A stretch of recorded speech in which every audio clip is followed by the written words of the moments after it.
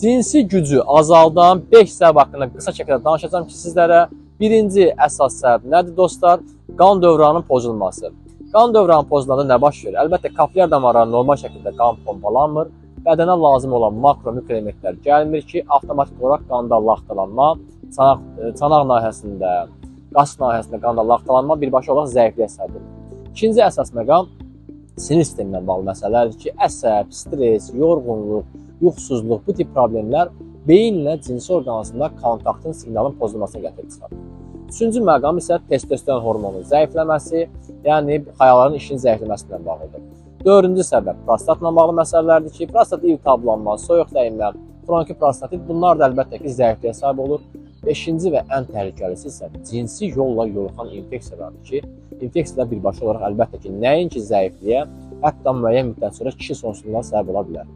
Əgər bu problemlərdən hər hansısa biri sizdə varsa, bir neçəsi varsa və ya bənzəri hallar varsa, daxil olun səhifəyə nömrəmizi əlaqə saxlayın, danışaq, sizə uyğun xüsusi proqramlar, məhsullar təmin edək ki, siz də öz sağlamlığınıza qovuşasınız.